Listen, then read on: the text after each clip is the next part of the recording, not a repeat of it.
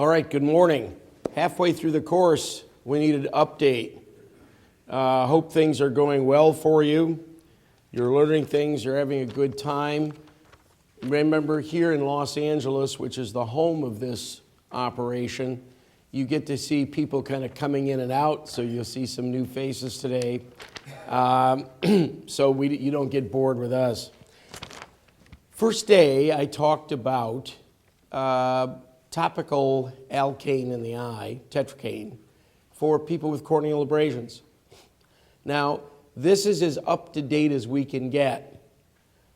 April 2014, SAEM Journal.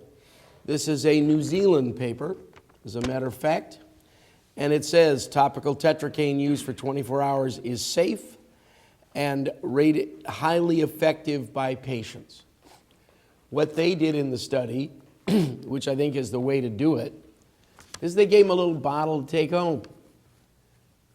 Not the bottle they put the drop in the department, but one bottle had saline, one bottle had the tetracane, and just 24 hours worth of the medication. The 0.5 cc bottle. There was no question when they asked how to go. By the way, after a week, did it make any difference? No, of course not. But when they asked them how was that first 24 hours, no question patient satisfaction was high, and they actually brought them in, double-blinded, to have somebody look at the eye and said, we can't tell who got the saline and who got the tetracane. So I think if you have any problem with your ophthalmologist, quote this article.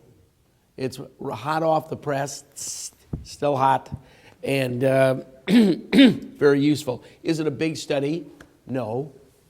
But how big a study do you need? Remember, the power of a study has to do with the number of people who have the disease. That's why when Jerry said when they did Nexus, the calculation, and they had 4 guys working on this who were very bright, we needed to see 34,000 people to really know whether there was any difference. 34,000. But 100% of people with a corneal abrasion have pain. So to actually look at the power of the study, it can be relatively small because every one of them has the pain. So this is an adequately powered study. On that basis, I would take a look at it. Now, the things we passed out, let me tell you the truth. This is mostly because of CME requirements in the United States, which have become draconian. Do you realize I have to swear that I've never been a member of the Communist Party or something to speak here? I mean, it's really strange. But the reason we have these is, I mean, do we actually care what you think of us? No, not really. I mean, who gives a shit? The bottom line is this. They actually have the right to check to see whether we did this. Now, in 34 years of doing these courses, 33 years, and like 100,000 people haven't taken Rick's stuff, how many times do you think they've ever asked for anything? 0. If you ever want to see an example of paperwork run amok, it's continuing medical education in America. Now we got agents, they actually have people they send out. Did you know that? Who can actually check and see whether our 55-minute hour is 55 minutes? This is all crap. Snowden may be right. You know, did you ever think about that? This is just crap. The point is, fill it out. Maybe somebody will read it. I don't know. We have no choice. The blue forms, we said, stuff the ballot box, do whatever you like. Okay, there's a reason I started out with the rant on the white sheet of paper. And that's because this talk is not like the other talks in the course. Remember, we talked about alkane, 234 patients, this, that, and other thing. It was semi-science. It was close to science. Now, I wouldn't say that in front of Jerry Hoffman, because he'd tell me that it wasn't real science, but it's close. And even Jerry would have to admit there's some thought in it. What this talk is about the government. Now, the government screwed up. I spent a lot of time in the government. I was president of this organization. I had to deal with the Congress of the United States. It is the most bizarre, strange thing you've ever seen. You all understand that this Healthcare Improvement Act, nobody read it, number one, and they admitted that.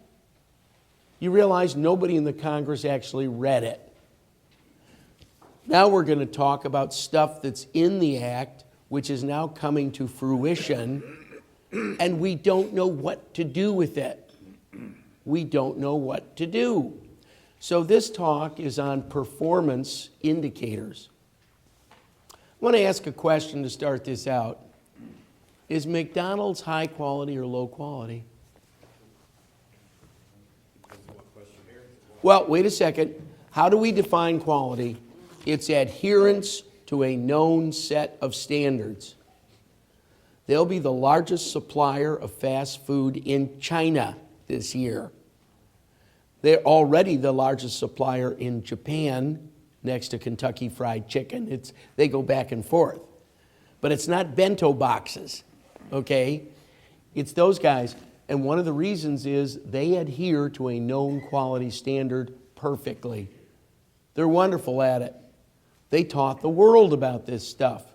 I don't care if you like this stuff or don't like this stuff. It is predictable around the world.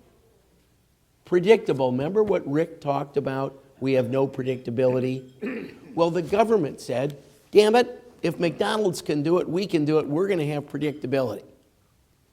What's the problem with having indicators of quality? They have to mean something, right?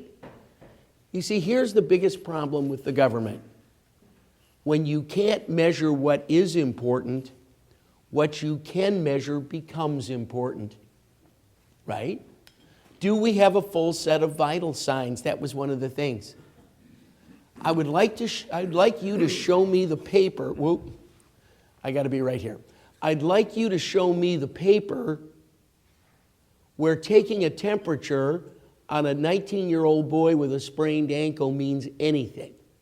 You see, I understand why McDonald's say the fries have got to be in a certain temperature oil for a certain number of minutes. And you realize if they do not sell them in 14 minutes, what happens?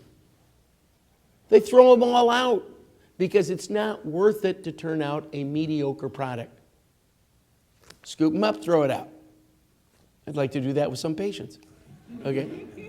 I'll scoop you up and throw you out. You're either better or you're not. Okay. The point is, we don't have the same nice measures in medicine that we have in fast food or in the Timken Tapered Roller Bearing Company, which supplies to half the automakers of the world, says now with their laser things, you know, when I grew up as a kid turning parts and all that kind of stuff, you had a little device and you checked to see how close you were. That's all gone now. It's done by a laser. And they're within 1/10,000th. 1/10,000th. They've got a quality standard which everybody understands in their business. We do not. And so as we go through this, I want to show you some stuff which is so stupid. And here's the problem. America spreads. We metastasize. If a singer is big in the United States, 2 days later they're big in Australia. Is that a fair statement? Yeah. And in the old days, 6 days later, they were being bootlegged in Russia. But we metastasize. We are now metastasizing into Britain with healthcare stuff a little bit. You know, they're trying to rechange some of the stuff that's going on there now. A lot of the British stuff that they're doing, they've taken a step backwards. Some of it is just as crazy as the crap we're doing. So let's talk about this for just a second. First of all, Everyone wants quality measures. We can all agree on that. I'd like to think I know what it is. But hold on, it's tougher to define than you think. You realize we had to go as a specialty back to the feds to talk about in infectious patients doing cultures. They said it was a quality measure that you had to have blood cultures. Does that mean every kid with strep throat is going to get a blood culture? Is every kid going to get a CBC? More than that, is every kid going to get a rapid strep? Which is, by the way, 25% wrong. What if you just walked in and said, 7 years old, pus on their tonsils, fever, palpable anterior nodes, the Centaur criteria, which we're going to talk about again today, and you just treated them and sent them out? Is that high quality or low quality? They can't tell, because what they want is something they can measure and check a box. They have idiots. They want a box checked. By the way, does this cost money? Huge money. I'm gonna point out something here that's really unfortunate. Because right now there are 4 quality indicators coming together that we have to do. Now, emergency physicians aren't so bad. Why? Because your hospital does it in most cases, or they force your group to do it as part of contract. Family practitioners, they're all over the map. We have maybe a third of them who have signed up to do this correctly. Why aren't people signing up for quality measures? And the government's going, why don't you love us? Why don't you like us? Well, here's one reason. I love this. They started out with a carrot. You get a bonus. If you do these things, we'll pay you 0.5% more or 1% more. What's the problem with that? It costs you more than that to do the paperwork to get the bonus. It was a wash, even at the most efficient places. There was no more money. And so they sat and said, well, gee, if carrots don't work, what about a stick? So as of 2014, whether you like it or not, if you're not measuring these things, they're going to take away 2%. And next year, they'll take away 3%. This was a fight that I had with the government years ago. Remember when, you know how we have 5 levels of visits? 85% of your money, sorry about this to people from Canada and Britain, but 85% of the US money comes from visit codes, history and physical and that sort of thing, 85%. Only 15% of our money is procedural. Truth of the matter is, I could give away for free emergent thoracotomies. Why? How many have you done in your life? Maybe, and I've been a pretty busy guy, maybe I've done 10. And that was the first part of the autopsy in all but 9 cases. I just did the opening of the autopsy, not a problem. That's not where our money is. Our money is in visit codes. So in 1996, when this got going, I had to go to Washington to fight with the guy. And if you want to describe an adynamic ileus, it was the guy who was there who I had to talk to. He was a broken down retired internist who worked for the government. Oh my God. If you had to define non-productivity, that would have been it. This guy. And we got in there, and he's saying, well, you got to have, remember that stupid thing I talked about, the 10 systems, review of systems you have to have checked off? That was his claim to fame. He'd invented that. I said, you are a fool, okay? let me just take you out and smack you. All right? I said, if you want to fight about the money with me, fight about the money. And they were lucky I was there, not Billy Malin. Okay? We'll fight about the money, but don't make this huge liars club. He said, we don't care. We have become a country of process, not product. Politically correct process, and not balls to the wall product. You know, no good, no good. There is no checkbox for that, and it's just begun awful. All right, let's look at this chapter, which is done by Kevin Clower, who is right now, as you know, the Speaker of the Council for ASAP. Kevin spends a lot of time with the government. He's looked into this pretty extensively, and there are phrases you need to know. The myth of mortality rounds. We all had, death and donuts rounds. Things went wrong. Now you can't do that kind of stuff anymore. Hospitals now have to report to everyone about everything, and it's now going to be what? Posted on websites so people who are trolling can go look for the stuff. Do you think a brilliant attorney, and there are brilliant attorneys, couldn't figure out how to go through your websites and figure out specific cases? Yes, they can. There is a problem here. How are you going to have real conversation when that could be used against you at some point in time? So understand, this is a problem. 2013 was the first year of the penalty for not reporting all this data. The websites are, by the way, this is an analysis by one of the people at Google who looked at this and said, the federal website on doctors and performance is less than useless. He said it is basically a listing of doctors and a way to make sure you have their names spelled correctly. We don't know how you can infer quality from what has been reported. So you have all this stuff that you have to pay money for, whether you're doing it or not, or your hospital is. They don't know what questions to ask. They don't know what to do with it when they get it. We don't have a way of doing it.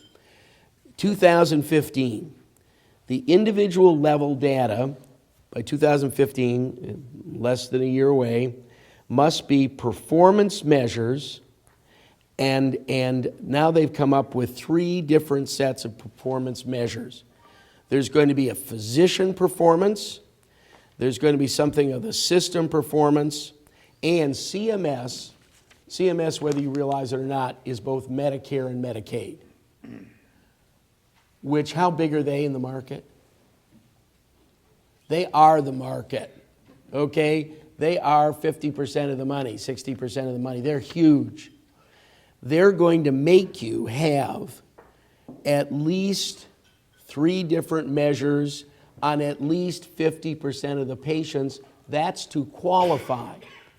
And to qualify for the bonus, on 50% of patients, you're going to have 9 measures.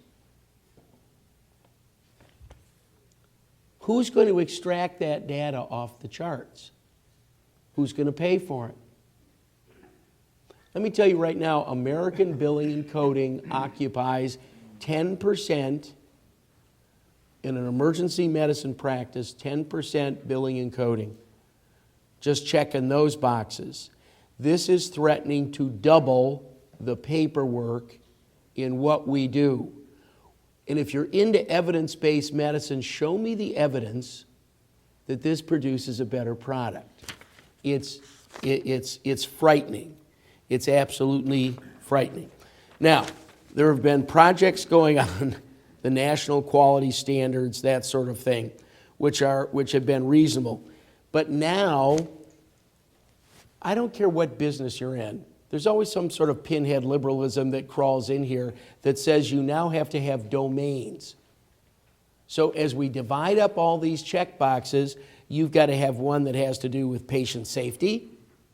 You have to have one that has to do with person giving the care, the commitment to comfort, efficiency, the effects of this clinical care. You realize the outcome is like 1/10 of the questions we're asking. I want to know two things as somebody who's going into a hospital. Do they kind of know what they're doing? And can they do it at a reasonable cost level and get me out of here? Right? Pretty much that's what you want to know? No, that's all kind of going away, and it's getting sucked into questions which we don't know what to do with. I mean, I don't want to sound like a paranoid here, but we are asking now a whole series of questions which you've got to understand is going into a data bank somewhere. What are we going to do with it? Nobody knows what to do with this stuff. The potential for 2014, we're just getting into it. We're just seeing it. And this is the danger of mission creep. So we pass a health care bill, 2011, something like that. It will not be fully implemented till when? 2016, when the current administration has left office. You realize we don't know the effects yet of gathering all this data. I want to point out something here before I finish my rant on this. Kevin has written a chapter where he has very nicely put together these various programs, and your hospital is going to be participating in at least 4 of these programs reporting data. And then he has something called the Value Modifier Scoring System right out of CMS. It's in your book. I want you to read that and tell me how we figure out what your value modifier account is.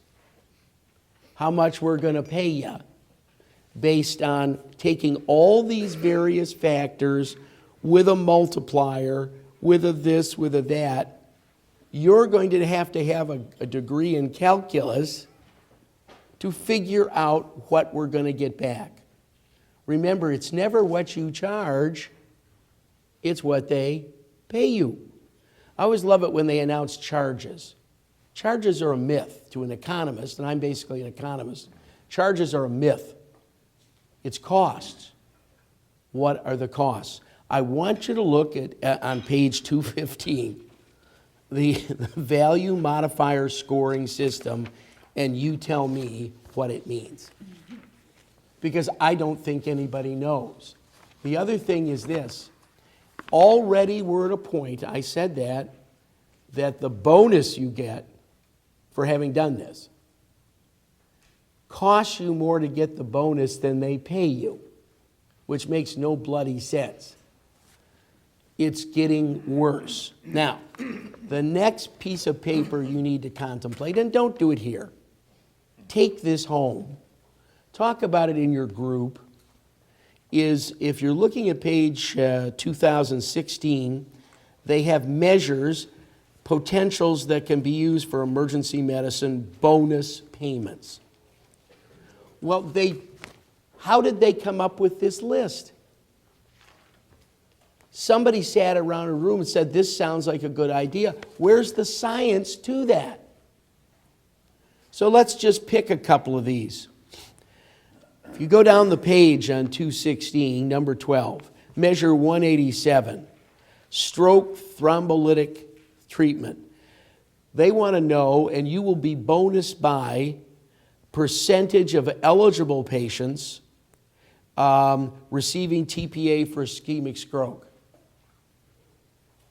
Now, we stand here with smart guys arguing whether it works at all, number one.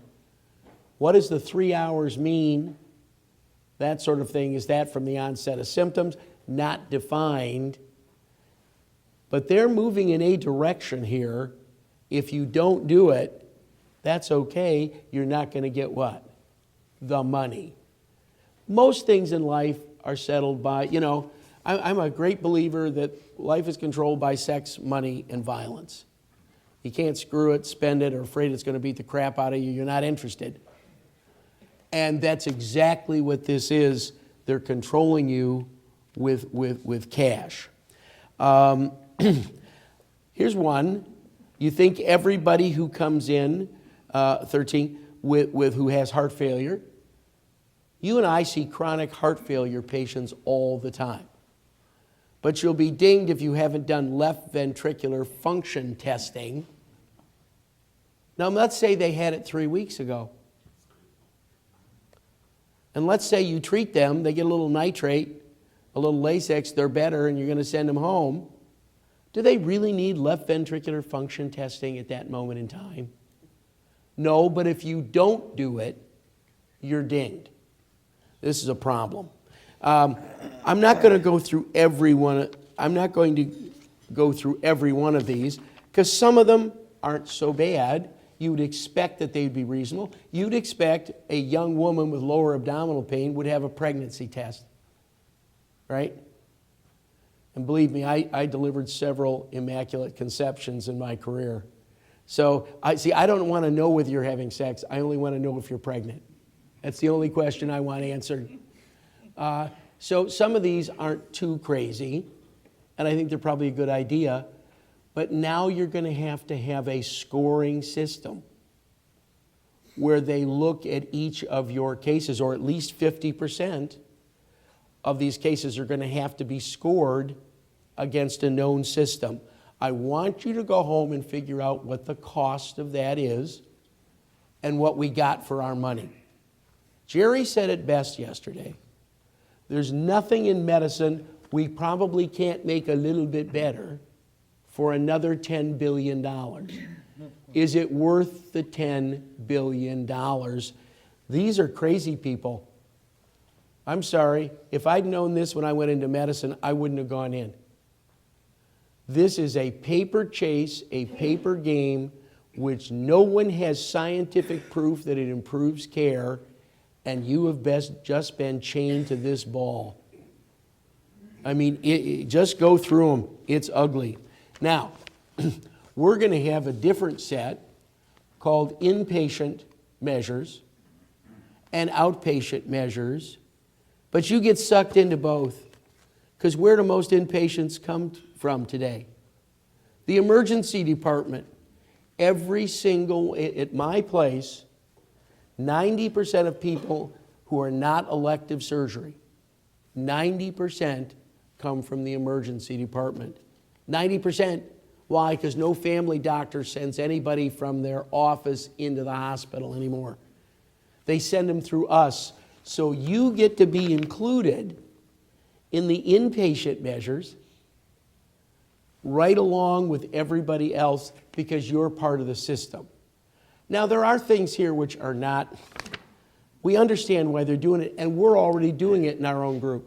Throughput times. From the moment I say, this guy needs admission till he gets to the floor. That's a reasonable thing to do.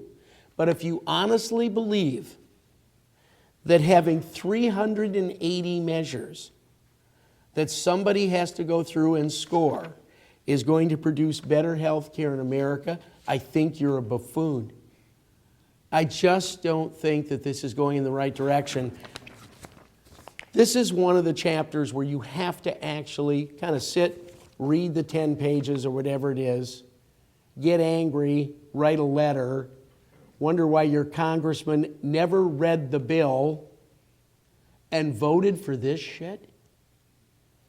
I mean, this just makes jobs for useless, paper pushers in government. And you notice at the end of this, except for taking away your money, nobody ever talks about what you do to change the quality of the care. Are we going to make this doctor go to remedial education? Are we going to do X, Y, or Z? Nothing. There's nothing said about this. All I would point out is this is the year we switch over from fun.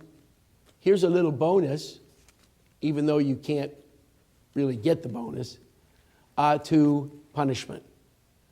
And I think you need to be aware of what's happening down in your billing and coding and compliance departments, whether you realize it or not.